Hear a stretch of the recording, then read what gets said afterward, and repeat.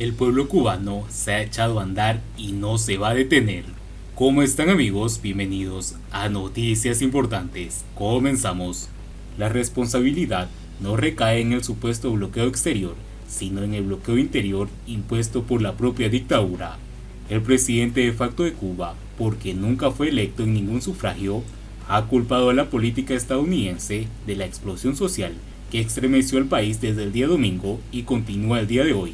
Según él, fue esa política la que generó la crítica situación, tanto en el orden económico como sanitario, que llevó al pueblo cubano a la desesperación. Sin embargo, cualquier cubano que vive o ha vivido en Cuba sabe de sobra que la responsabilidad por la mayor parte de las calamidades que ha padecido el pueblo durante muchos años no recae en el supuesto bloqueo exterior, sino en el bloqueo interior, impuesto por la propia dictadura a la libre iniciativa económica mediante los altos impuestos, elevado costo de las licencias y múltiples prohibiciones. La política consabida de no hacer ni dejar hacer, ni realizar unas reformas estructurales que pudieron haber librado a la población de tantas tribulaciones, ni le permitieron que por sus propios medios pudieran mejorar sus condiciones de vida. Ni siquiera se les estaba pidiendo que regresaran al capitalismo como una política neoliberal. Congreso tras congreso de ese partido gobernante, intelectuales y grupos de cubanos formados dentro de ese sistema demandaron una apertura hacia un socialismo más democrático y participativo, que incentivara una mayor productividad y generara la mejoría de la situación económica, como ese camino significaba tener que renunciar al poder absoluto del que hasta ahora han disfrutado en menoscabo de una población en las peores condiciones. No quisieron escuchar. Incluso, ese gobierno ha rechazado ofrecimientos de ayuda humanitaria, sobre todo en los últimos meses con el recrudecimiento de la epidemia, y se ha negado a abrir un corredor humanitario para socorrer las regiones más afectadas. Enfermos de todo tipo se agravan por la falta de medicamentos, los ancianos mueren por falta de antibióticos, se envían a muchos pacientes a morir a sus casas porque nada se puede hacer en los hospitales. Por otra parte, durante el primer trimestre de este año, el gobierno ha destinado solo el 0,003% de su presupuesto a salud pública y asistencia social. Entonces, ¿quiénes han sido los verdaderos instigadores de este estallido social? Díaz-Canel ha dicho también que elementos contrarrevolucionarios dentro del país han sido instigados desde el exterior, pero como no puede negar que las protestas han sido multitudinarias en toda Cuba, algo que al estilo del ya desaparecido comandante en jefe sería un plebiscito con un resultado muy claro, fuera. Argumenta que hay mucha gente confundida. Sin embargo, durante más de 6 décadas, esa dictadura ha mantenido el monopolio de la información, controlando los medios masivos de comunicación y difusión. Entonces, ¿quiénes son los que han llevado a cabo un trabajo de confundir al pueblo?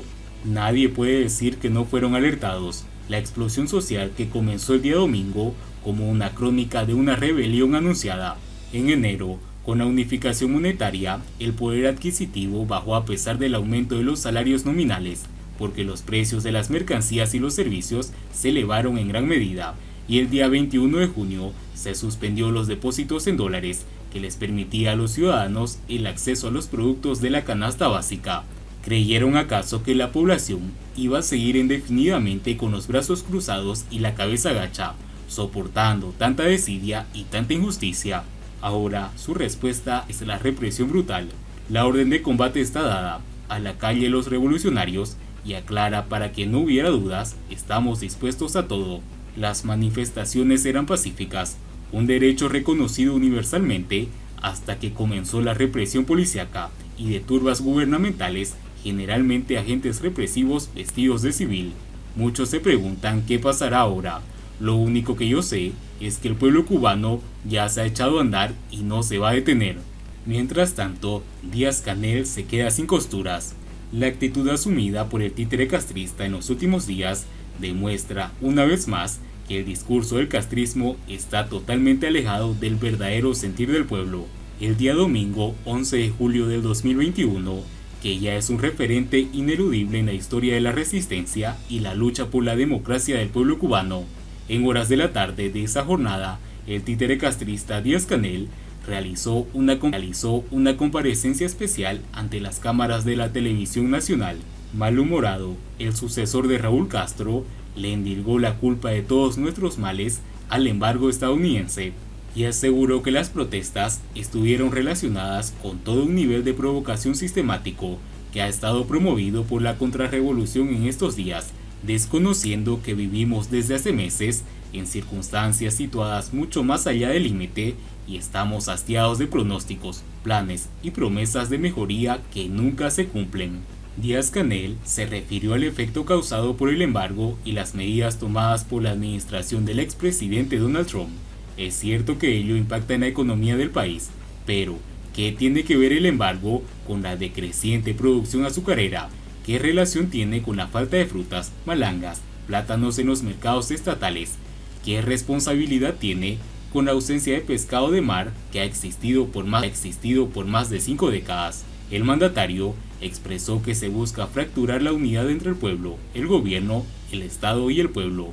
La unidad de la que habla Díaz-Canel no existe, porque hay millones de cubanos que no nos sentimos representados por un partido que ha usurpado el poder ilegalmente y se ha convertido en un ente discriminatorio y abusivo.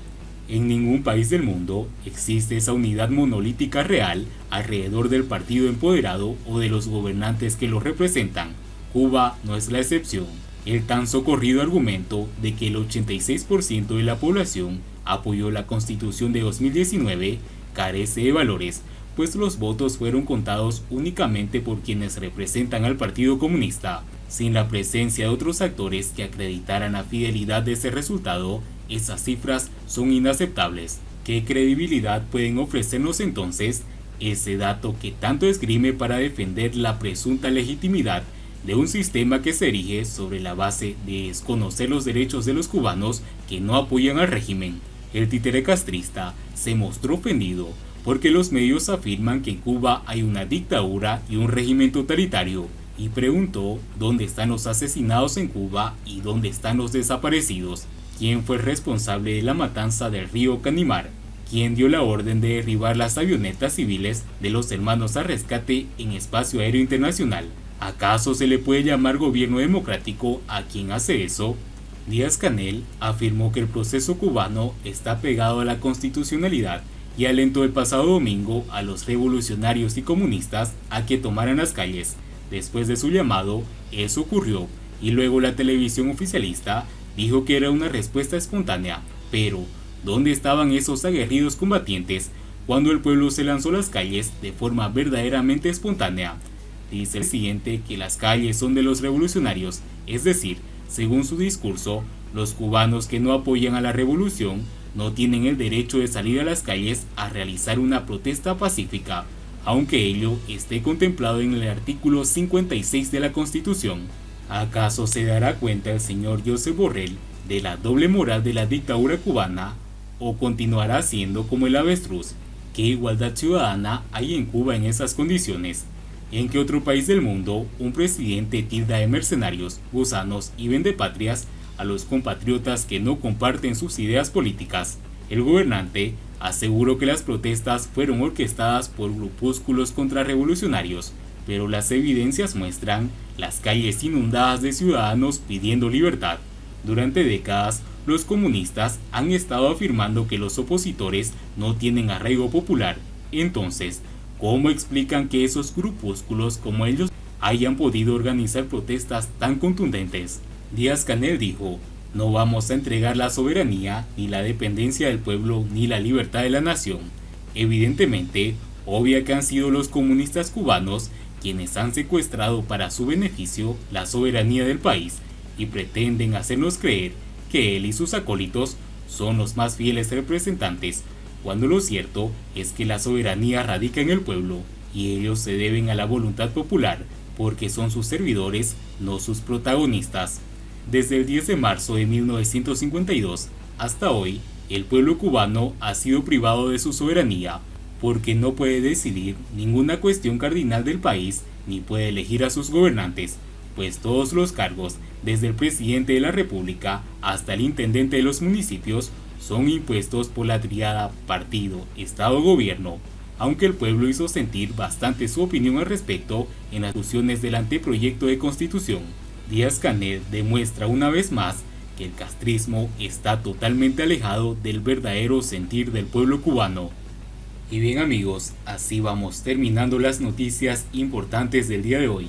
Espero que las noticias hayan sido de su agrado y no olviden que nos ayudarían mucho compartiendo las noticias y así poder informar a muchas más personas de la verdadera realidad en Cuba. Muchas gracias por seguir, no olviden suscribirse, nos vemos en el siguiente informe.